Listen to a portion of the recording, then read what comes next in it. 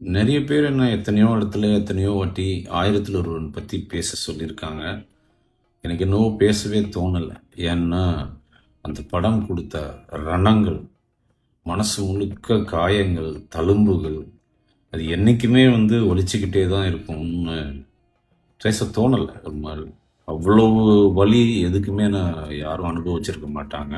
ஆயிரத்தில் ஒருவன் படம் ஆரம்பிக்கும்போது அது ஒரு புது எக்ஸ்பீரியன்ஸாக ஜனங்களுக்கு கொடுக்கணும் அப்படின்னு நினச்சேன். ஆரம்பித்த உடனே எனக்கு ஒரு மிக நல்ல விஷயம் புரிஞ்சது. அதில் இன்வால்வ் ஆன ஆக்டர்ஸு, டெக்னீஷியன்ஸு எல்லாருமே உயிரை கொடுத்து உழைக்கிற ஒரு நல்ல டீம், ஒரு கோல்டன் டீம் கிடைச்சாங்கன்னு புரிஞ்சும்போது ரொம்ப ரொம்ப ரொம்ப சந்தோஷப்பட்டோம். எல்லாரும் சேர்ந்து உழைக்க உழைக்க உழைக்க அது எவ்வளவு கஷ்டம்னு புரிஞ்சுது நல்லா. இருந்தாலும் ஒரு ஒரு நாளும் ஒரு போராட்டத்தோட, பாம்புகள் கூட, தேள்கள் கூட, அப்புறமா அந்த லீச்னு சொல்லுவாங்க, அட்டைகள் கூட, எவ்வளோ கஷ்டத்துக்கு நடுவில் ஒரு ஒரு நாளும் ஷூட்டிங்க்கு போய் எடுத்துட்டே ஒவ்வொரு நாளும் அப்படி போச்சு அந்த பயணம். ஒரு பாதி படம் முடிகிற தருணத்திலேயே எனக்கு நல்லா புரிஞ்சது அந்த பட்ஜெட்ல எடுக்க முடியாது.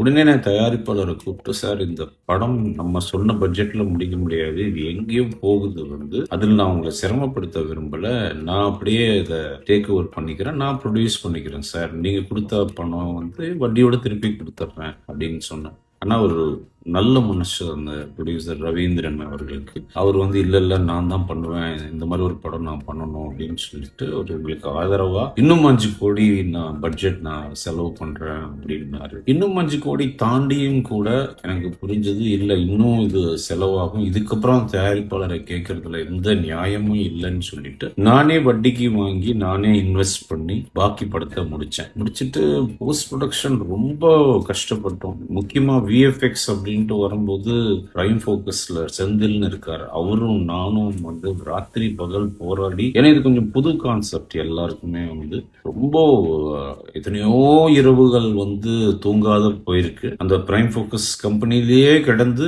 ஒரு வழியா படம் முடிச்சிட்டோம். படம் ரிலீஸ் ஆன தருணத்துல இருந்து ஒவ்வொருவரும் அதை குத்தி குத்தி குத்தி குத்தி கிழிக்கிறாங்க, ரத்தமா துண்டு போடுறாங்க. இவன் யார் இப்படி எடுக்கிறதுக்கு அப்படின்னு போஸ்டர் விட்டுறாங்க. எனக்கு ஒண்ணுமே புரியல, எதனால இவ்வளவு நடக்குது. இன்னும் நாட்கள் போக போக எதிர்ப்புகள் சேர்ந்துகிட்டே போகுதே தவிர கம்மியாகல. நடுவுல அப்படியே தெலுங்குல ரிலீஸ் ஆச்சு. தெலுங்குல ரொம்ப பெரிய அப்ரிசியேஷன், பெருசா ஓடுது, ஏதோ ஆறுதலா இருக்கு. சரி, நாங்க அங்க போய் அது படத்தை ப்ரமோட் பண்றோம். அப்ப கூட எனக்கு வலி எனக்கு ஒன்னும் வேண்டாம், எனக்கு ஒன்னும் தேவையில்லை. ஆனா இதுல உழைச்ச ஆக்டர்ஸ் கார்த்தி, ரீமாசன், ஆண்ட்ரியா, பார்த்திபன், இவ்வளவு பேரு, பல்லாயிரக்கணக்கான டெக்னீஷியன்ஸ், இவங்களுக்கு ஏதாவது ஒரு ரெக்கக்னிஷன் கிடைக்காமயே போயிடுச்சு. முக்கியமா ராம்ஜி சொல்லலாம், மியூசிக் டைரக்டர் ஜிவி பிரகாஷ் அவர் தூங்கவே இல்லை, இந்த படத்தோடயே வாழ்ந்தாருன்னு சொல்லணும்.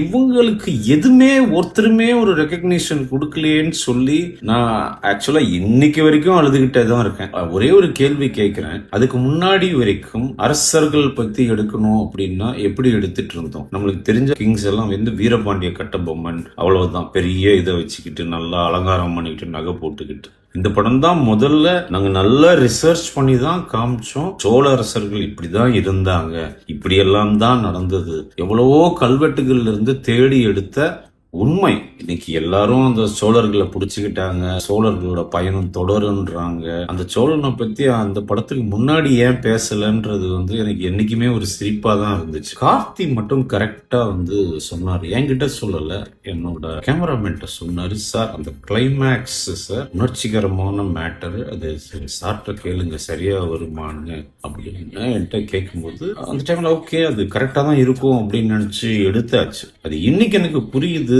நம்மளோட வேதனை, பக்கத்தில் நமக்கு நடந்த கொடுமை, அவ்வளவு தமிழர்கள் செத்த இது, அதை யாருமே ஸ்கிரீன்ல பார்க்க விரும்பலன்னு எனக்கு இப்ப நல்லா புரியுது. இன்னைக்கும் நான் பெருசா ஒன்னும் கேட்கல. இப்போ சோழர்களை பத்தி, அரசர்களை பத்தி, தமிழ் அரசர்களை பத்தி முக்கியமா படம் எடுக்கிறவங்க எங்களுக்கு ஒரு நன்றி கார்டாவது போடுங்க. ஏன்னா அதுக்கு முன்னாடி வரைக்கும் யாருமே அந்த கரடு முரடான முள்ளுல பாதையில உருண்டுகிட்டு போனவங்க யாருமே இல்லை. நானும் என் டீமும் தான் போனோம். அது ஒண்ணுதான் என்னுடைய தாழ்மையான வேண்டுகோள். வணக்கம்.